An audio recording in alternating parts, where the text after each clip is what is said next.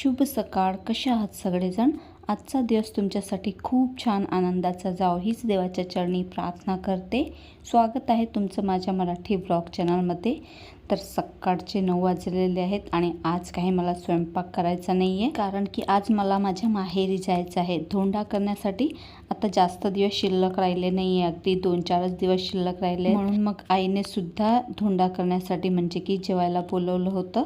तर रविवारचा दिवस आहे आज, तसाही सुट्टीचा दिवस असतो ना सगळ्यांना, त्यामुळे मग रविवारीच करतात असं काही असलं तर कालच्या दिवशी जो व्लॉग टाकला होता मी माझ्या नणंदबाईला जेवायला सांगितलं होतं, नणंदबाईला भाच्याला, तुम्ही बघितलंच असेल. तर तसंच मग आज आम्हालाही जायचं आहे धोंडा करण्यासाठी. त्यामुळे मग सकाळी आज मी काही स्वयंपाक नाही केला, बाहेरूनच खमण ढोकळा आणला होता. त्यालाच आता फक्त फोडणी द्यायची आहे आणि मग खमण ढोकळा खाल्ला की लगेच तयार होऊन निघायचं आहे, कारण की मग लवकर जावं लागते तिकडं ना, स्वयंपाक करायलाही कोणी नाही आहे. आई आणि भाऊ दोघंच असतात आणि मग आई पण वयस्कर आहे, त्यामुळे तिलाही एवढा स्वयंपाक करायला काही जमत नाही सगळ्यांचा. आम्ही दोघी बहिणीला सांगितलं आहे, त्यामुळे सगळ्यांचा स्वयंपाक करायचं होते. मग आम्ही जेव्हा जातो ना तेव्हा आम्हीच स्वयंपाक करतो, तिला काहीच करू देत नाही. असंही आपल्या स्त्रियांना कुठेच आराम नसतो, जिथे जावं तिथं काम करावंच लागते. त्यामुळे मग आता खमण ढोकळा खाऊन लवकर निघायचं आहे आणि मग तिकडे जाऊन स्वयंपाकसुद्धा करायचा आहे. तर असं आहे, आपल्याच हातचं आपल्यालाच खावं लागते. आपल्या स्त्रियांना कुठंच आयतं खायला मिळत नाही. चला असो, इथे मस्त खमण ढोकळ्याला फोडणी देऊन देते, नाश्ता करून घेतो आणि मग लगेच आम्हाला निघायचं आहे. तर चला तुम्ही सुद्धा सोबत राहा आणि व्हिडिओ स्किप न करता पूर्ण बघा, जेवढं मला शेअर करता येईल तेवढं करेन. व्हिडिओ जर आवडला तर व्हिडिओला लाईक, शेअर आणि सबस्क्राईब करायला अजिबात विसरू नका बरं का. आणि सुरतचा खमण ढोकळा तर सगळीकडेच फेमस आहे, म्हणून मग घरी बनवण्यापेक्षा बाहेरूनच आणायला परवडतो. सकाळ सकाळी एवढा वेळही कुठे असतो. चला मस्त खमण ढोकळ्याला फोडणी दिलेली आहे. सगळ्यांना शुभ सकाळ. कशा आहात सगळेजण? तर चला, आज संडे आहे, सुट्टीचा दिवस आहे, कामं तर काहीच झाली नाही. आज आम्हाला जायचं आहे धोंडा करायला आईच्या घरी. त्यासाठी आज स्वयंपाकसुद्धा केला नाही, फक्त बाहेरून खमण ढोकळा मागवला आहे, तोच आता नाश्ता करून घेऊया आणि पटकन उरकवून मग तिकडे जायचं आहे. आता तिकडं स्वयंपाकसुद्धा मलाच करायचा आहे, त्यामुळे लवकर जायचं. आणि साडी काही मी नेसणार नाही आहे, ड्रेसच घालेन, कारण साडीवर मग काही स्वयंपाक करायला जमत नाही. काल बाजारात गेली तर तिकडून 2 साड्या घेऊन आली. एक मला देवी आईची ओटीसुद्धा भरायची आहे, ती मी मंगळवारी भरणार आहे, आणि एक आईसाठी आणली आहे, तर दाखवते तुम्हाला.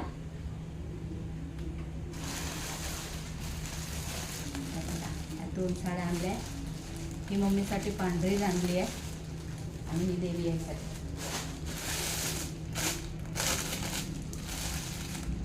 सगळ्यात शेवटी आमचा नंबर लागलेला आहे.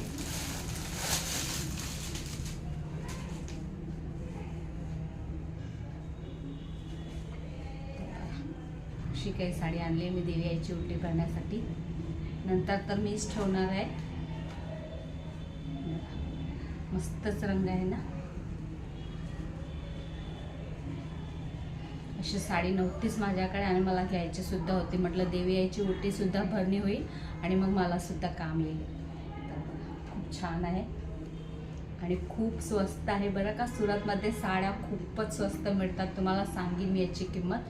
आणि तुम्हाला जर माहिती असेल तर याची किंमत मला कमेंटमध्ये नक्कीच सांगा काय आहे ती, मग मी तुम्हाला सांगेन नेक्स्ट व्हिडिओमध्ये. खूप छान आहे.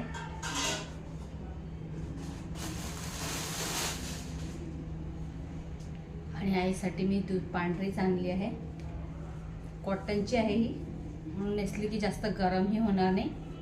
कॉटनची आहे त्यामुळे.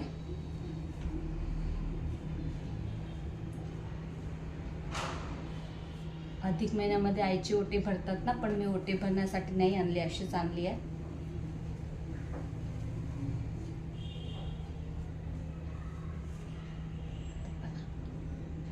मस्तच आहे, प्युअर कॉटनची आहे.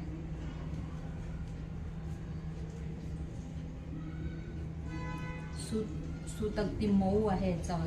याची सुद्धा किंमत मला कमेंट करून नक्की सांगा. ही सुद्धा खूप स्वस्त भेटली आहे मला. तर थोडंसं नाश्ता करते, तयार होते आणि मग आम्ही निघू. तर काय काय होईल ते तुम्हाला जेवढं शेअर करता येईल तेवढं करेन तुमच्यासोबत. तर चला. नाश्ता वगैरे केला आणि नंतर मग लगेच आम्ही निघालो भावाच्या घरी जाण्यासाठी. तर थोडंसं लांब आहे आमच्या घरापासून, 20-25 किलोमीटर दूर आहे, त्यामुळे आम्हाला जायला 1 तास तर लागतोच. आम्ही ऑटोने जातो ना त्यामुळे. आणि रस्त्यामध्ये मग एवढी छान ग्रीनरी दिसते ना की मन पाहूनच प्रसन्न होऊन जाते.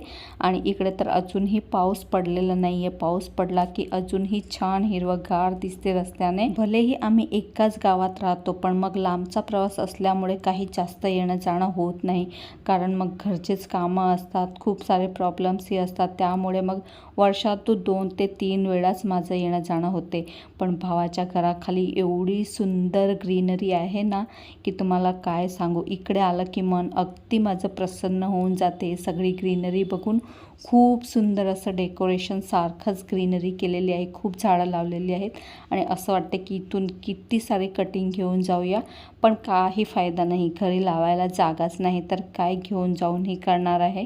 चला पोचले आता आणि मस्त आले मग घरी. आणि इकडे आले ना आज तर मला सरप्राईजच भेटलं, कारण माझी बहीण सकाळी लवकर येऊन गेली होती 10 वाजेशी. तर तिने सगळा स्वयंपाक करून ठेवला होता, त्यामुळे आज तर मला स्वयंपाकाची भातच करावा लागला नाही. तेवढा मला आज आराम भेटला. नाही तर मग आम्ही दोघी बहिणी मिळूनच स्वयंपाक करतो, पण ती ना थोडीशी जवळ राहते, त्यामुळे ती आज लवकर येऊन गेली होती. त्यामुळे तिने सगळा स्वयंपाक करून ठेवला होता, म्हणून मग आज मला काही स्वयंपाक करावा लागला नाही. गेलो आणि लगेच मग आम्ही जेवायलाच बसून गेलो, कारण की तसेही जायला आम्हाला 2 वाजून गेले होते. सांगितलं ना तुम्हाला, जाता जाता 1-1.5 तास लागतो. त्यामुळे मग आम्ही 2 वाजता पोचले आणि मग गेले आणि मग लगेच जेवायला बसले, कारण की सगळ्यांना भुकाही लागल्या होत्या, कारण ती सकाळपासून गेली होती ना त्यामुळे. मग सगळ्यांनी मिळून मस्त जेवण केलं. सगळेजण सोबत असले की किती छान वाटते नाही का. आणि हो, काल जसं मी तुम्हाला सांगितलं ना त्याप्रमाणे इकडे तर माझा भाऊ आणि माझी आई दोन्हीच जण राहतात. माझे वडील तर 7-8 वर्ष झालेच वारलेले आहेत, त्यामुळे दोन्हीच राहतात आणि भावाचं अजून लग्नही झालेलं नाही आहे. त्यामुळे सजावट करणं तर काही शक्यच नाही आहे. करायची तरी असली तर आम्हालाच करावी लागते. आणि मला तर माहेरी जाण्याचा आनंदच एवढा असतो की दुसरं काहीच नको असते मला तर.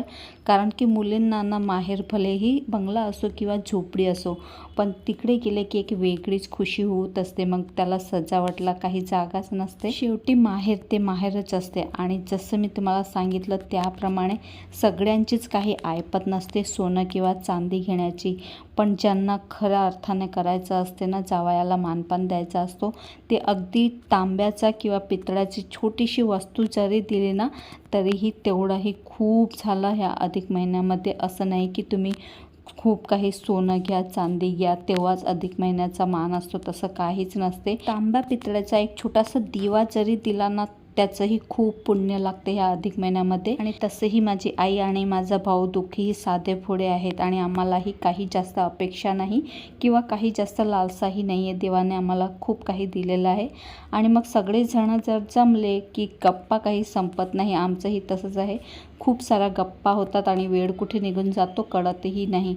आणि मग आईची ओटी भरतात ना, त्यामुळे आईची ओटी तर मी नाही भरली, विधवा आहे म्हणून. अशीच साडी आणली होती भेट देण्यासाठी, तर ती दिली.